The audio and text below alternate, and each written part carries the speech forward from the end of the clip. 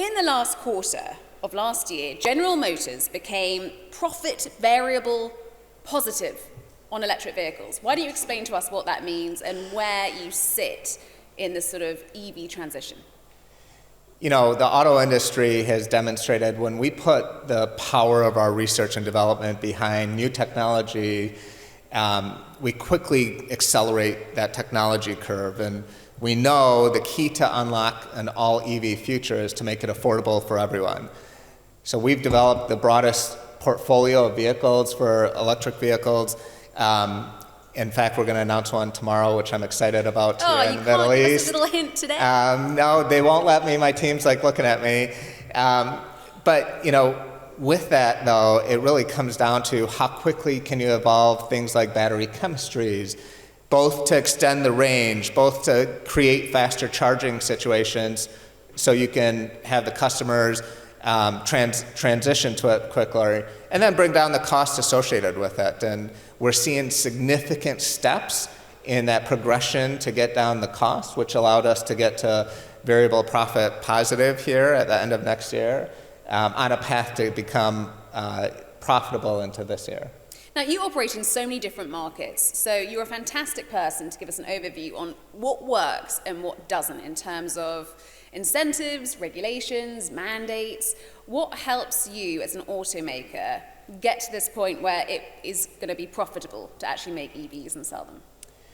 So when we came up with our EV strategy, we really thought about, you know, GM does business in over 80 countries around the world, and we recognize this isn't going to be a linear adaptation into the EV future. Each market's going to define their own pace to this EV transformation, really driven by the technology evolution, the infrastructure that comes along with it.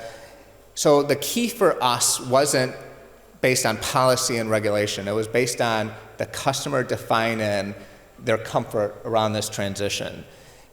Therefore, we both invested into our ICE portfolio and our EV portfolio.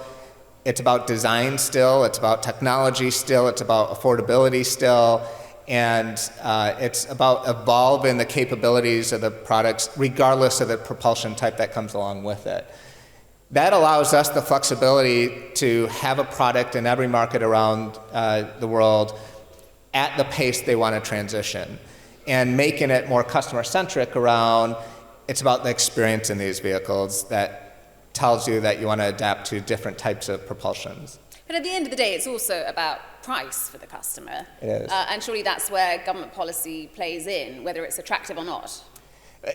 Well, the government policies is critical from things like making the transition smooth. So, for example, EV charging stations. You want to make sure you're not stuck. There is this range anxiety that's of concern of our customers as you transition to EVs. And we're doing everything we can to extend the range of our products. We've launched some of our products here with 500 miles of range plus between charging.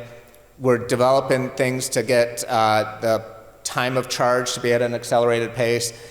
But you need the infrastructure still in place regardless of how much range you have. And so that's where the private and public sectors need to come together to help accelerate the transition. And then what we're committed to is, again, the R&D behind the technology evolution to get the products more affordable. And you're going to see us getting into, we're already the most affordable EVs in the market in the United States with our Chevrolet Equinox. What you're going to see as we bring to other places in the world, Chevrolet brands that get even more affordable with an all-EV product. Now, I won't ask you to comment on the state side because I know that you operate internationally. Yes. However, with the new administration's tariff policy, we're seeing that impacting, of course, China. Now, aluminum and steel is probably going to stretch to Europe, and there's this threat of retaliation and the opening of a trade war. How will that impact General Motors, but also the auto sector more broadly? So I would say a couple of things. First of all, we've been in business for over 120 years. We've seen all different types of administrations and policies and regulations. We make investments for the long term, and so we need to have speed and agility to adjust to anything we face. And I think we've demonstrated that in the past couple of years, whether it was COVID, whether it was semiconductors, the ability to really redefined our supply chain and where we industrialize, and the technology that our engineers bring to the products have really sped up. And I think, whatever comes out, we'll adjust. We have a very flexible manufacturing base globally, and we already, lay out scenarios for what would we do accordingly. At the end of the day, it still comes back to, if you have great design products with great technology, with a brand that people can trust, the consumers are going to adjust to you bringing it to market. One of the markets that is particularly difficult, not just for General Motors, for I think all foreign cars, is China. Yes. The rise of the Chinese automaker is impressive, and they are fast, they are cheap, and it's now actually becoming competitive in other markets as well. Yes. How do you respond to that? How can anyone compete with China? So, two things. One, we have partnerships in China. We do extremely well there with our Buick brands, our Cadillac brands, and our Chevrolet brands there. We have capabilities to produce those vehicles for the rest of the world as well.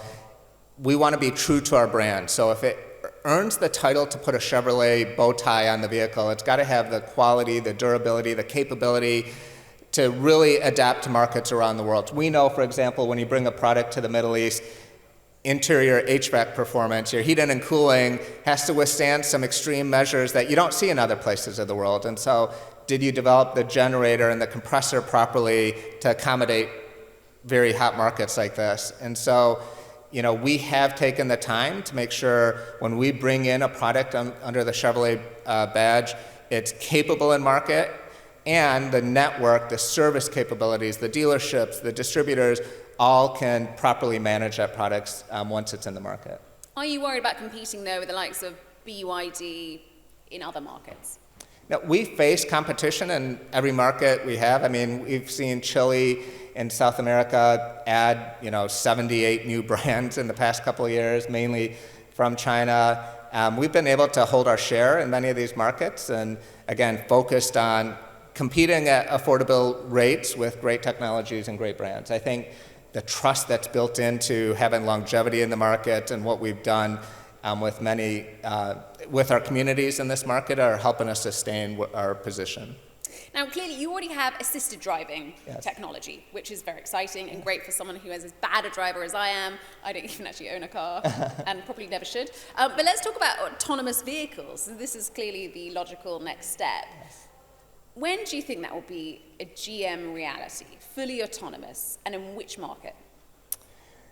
So, for me, and I drive one of our products that with what we call Super Cruise, which is driver-assisted highway autonomous vehicles, and I'm in the car industry, and I know what we've done to design and develop and validate these vehicles.